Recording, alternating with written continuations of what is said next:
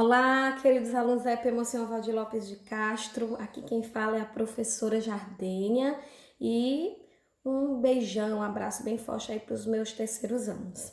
Então, gente,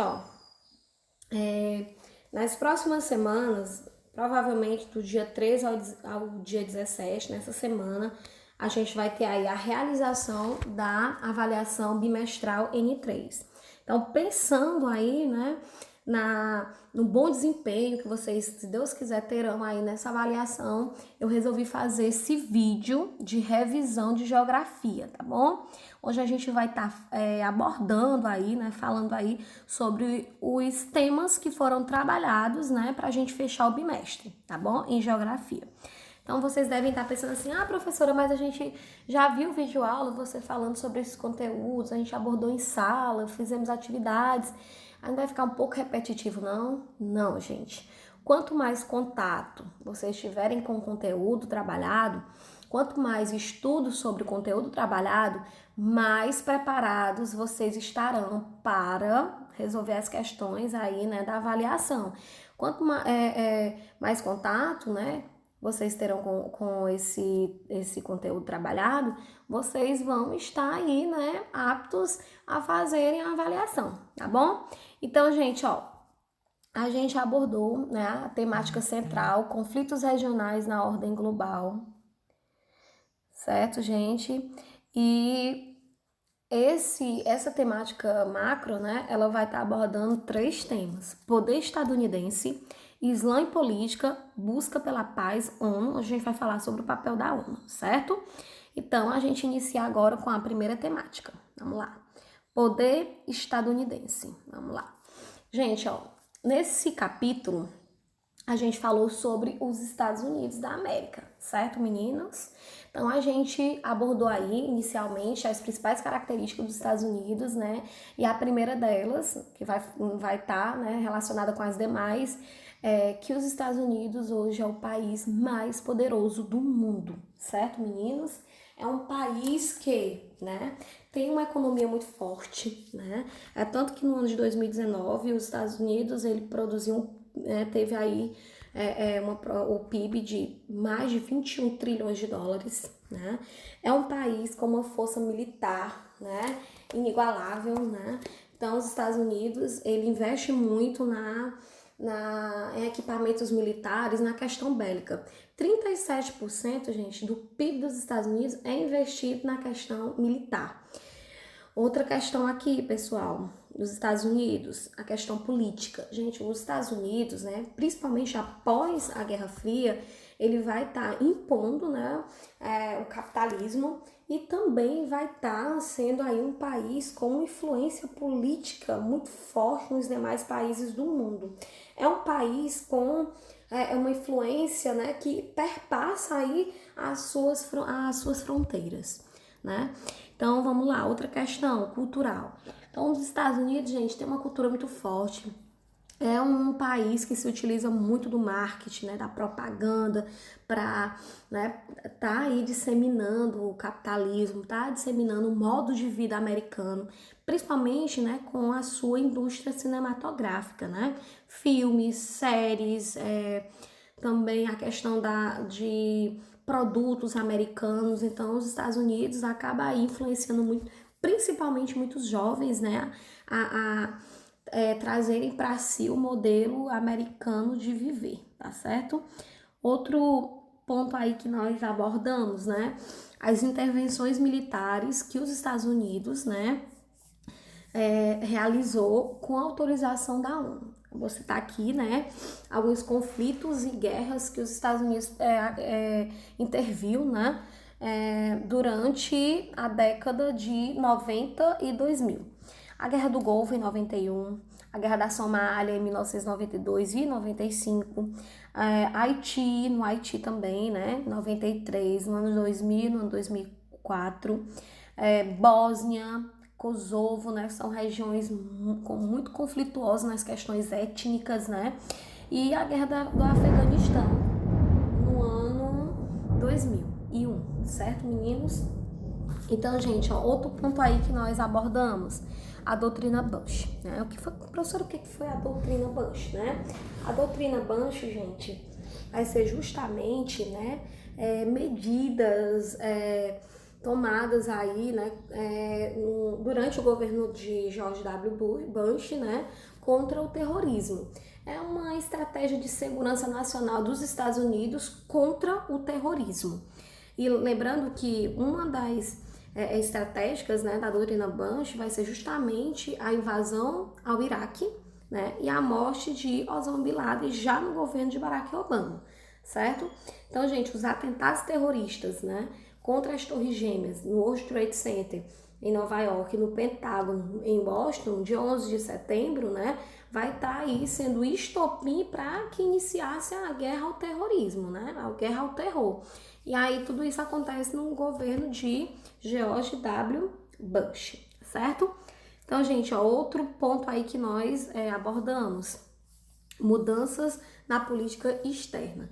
Então, gente, ó, os Estados Unidos, né, eles vão ter aí muitas mudanças, né, nas políticas externas de acordo com o presidente, né, no modo de governar do presidente. Então, a gente acabou aí comparando, né, o governo de Bush e o governo de Barack Obama. A gente percebeu que Bush, ele vai ser mais ofensivo, né, ele vai deixar o diálogo de lado e vai atacar, né, ele vai se utilizar aí de, digamos assim, de uma elevada tirania, né? E já o Barack Obama vai ser mais diplomático, vai se utilizar mais do diálogo para depois, né, atacar, tá certo? E a gente também, né, não pode deixar de falar das ameaças atuais, né, contra os Estados Unidos, como o país Irã, a Coreia do Norte, a Síria, a Venezuela.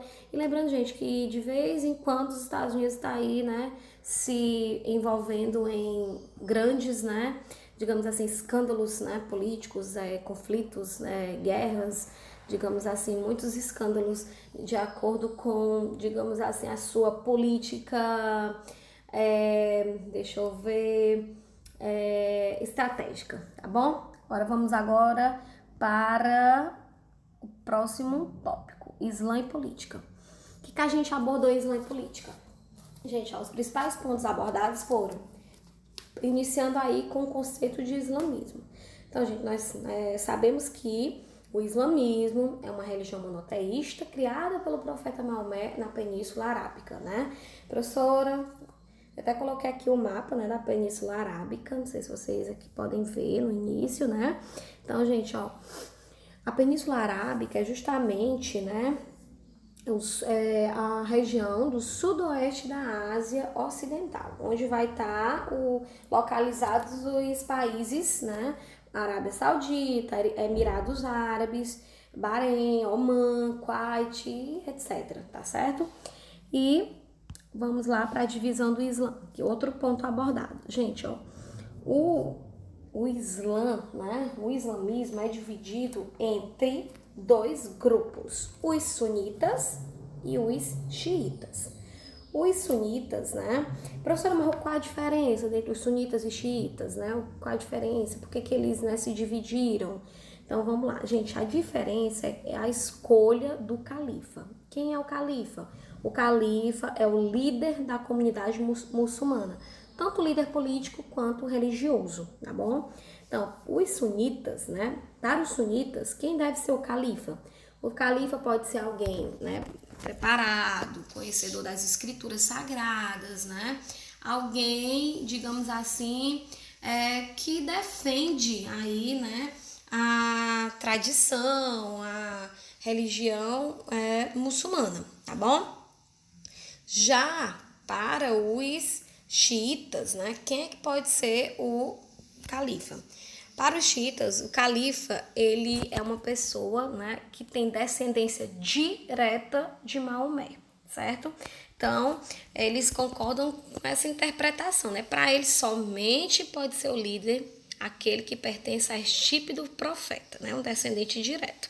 E que também seja uma pessoa forte e uma fonte de conhecimento e sabedoria, tá bom?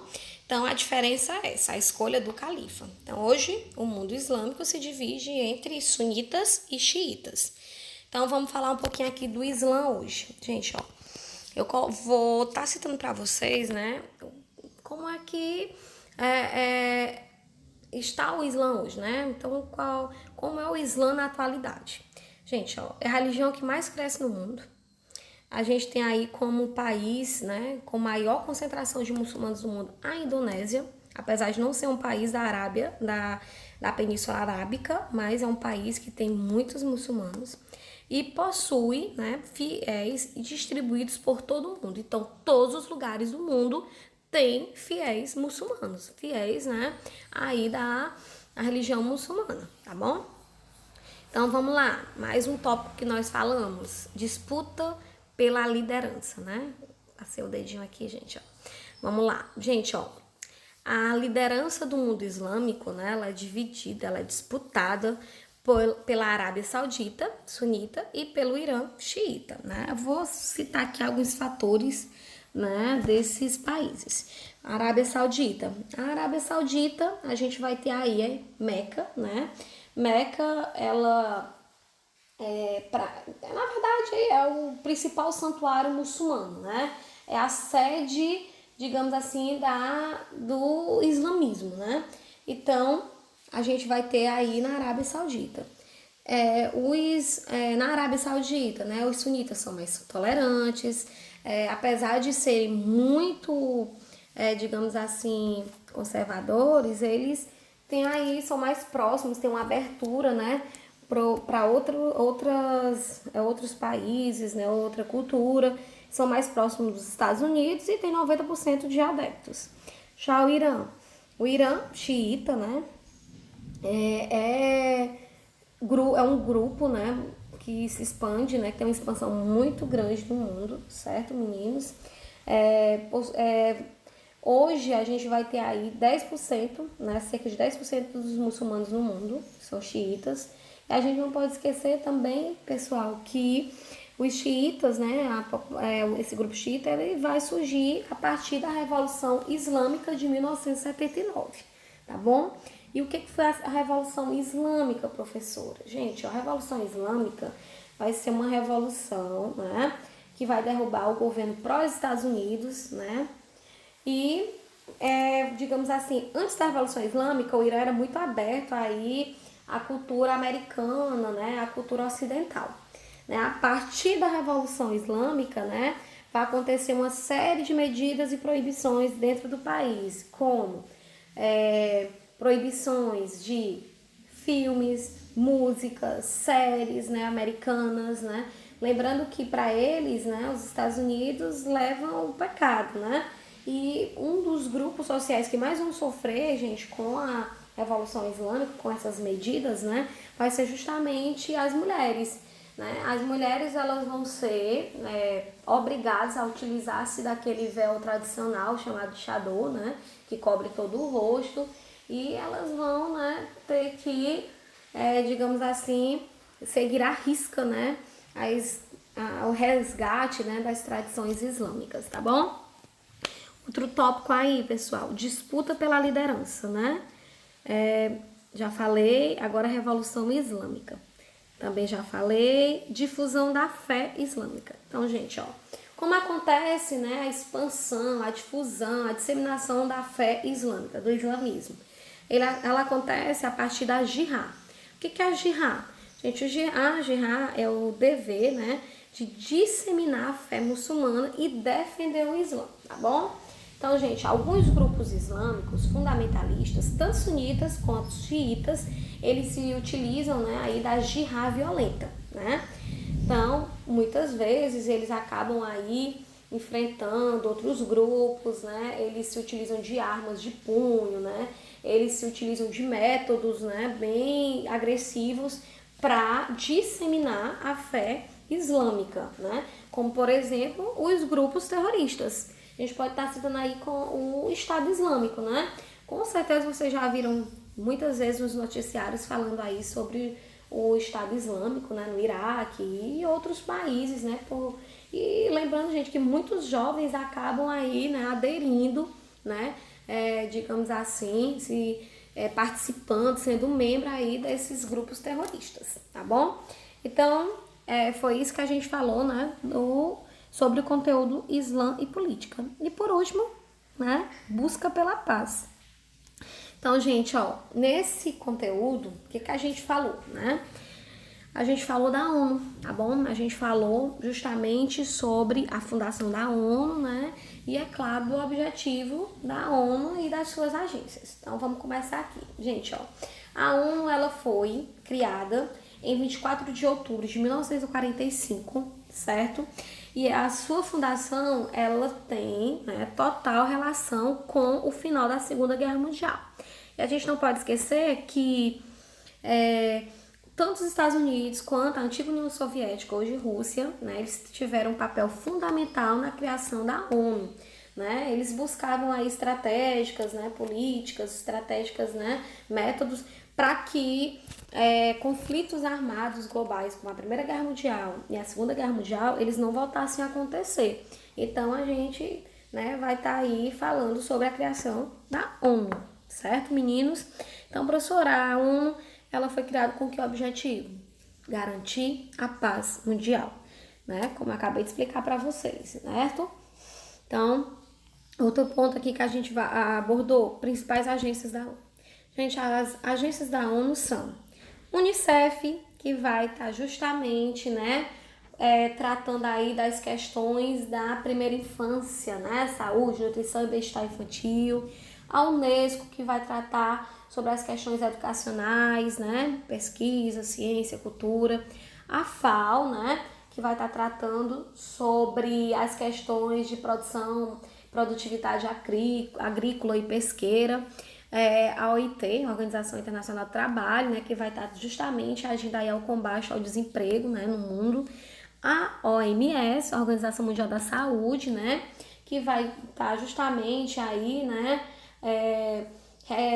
trazendo recomendações, orientações de saúde e práticas, né, de saúde, como por exemplo, né, a gente não pode esquecer do papel da OMS no combate ao coronavírus, né, que está sendo de suma importância aí, né, o combate a essa doença, né, que nós estamos enfrentando.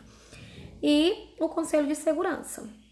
Já falando do Conselho de Segurança, a gente já vai para o tópico, né, que nós abordamos, o papel do Conselho de Segurança. Primeira coisa que a gente tem que saber, o Conselho de Segurança, gente, é o órgão mais importante da ONU e está totalmente relacionado com o objetivo da criação da ONU, garantir a paz mundial.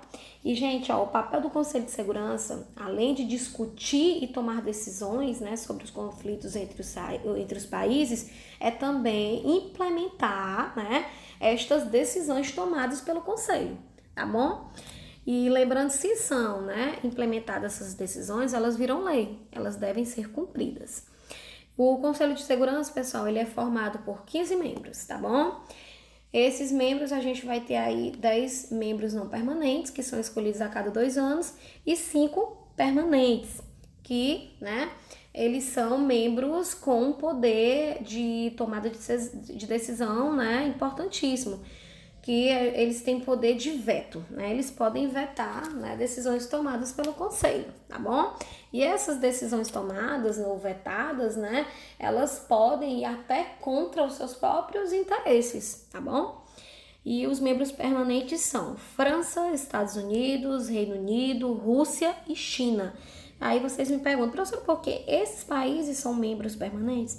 Porque esses países, eles estão, né, eles foram aí os fundadores, né, aliás, na questão, vencedores, né, da Segunda Guerra Mundial, tá bom? Então, eles têm um poder aí de tomada de decisão, né, bem, digamos assim, enorme. Então, pessoal, essa foi a revisão, tá bom, de geografia. Espero que vocês consigam aí fazer uma excelente avaliação N3, tá bom? E eu finalizo aqui com essa mensagem de Jesus, que ele diz assim: a minha paz vos deixo como exemplo, a minha paz vos dou como modelo a ser copiado. Então, que sejamos luz, que sejamos exemplos, que sejamos, né, pessoas melhores, tá bom? E lembrando, ó, estou disponível para tirar quaisquer dúvidas que surgirem durante a semana, tá bom? Um beijão e até a próxima.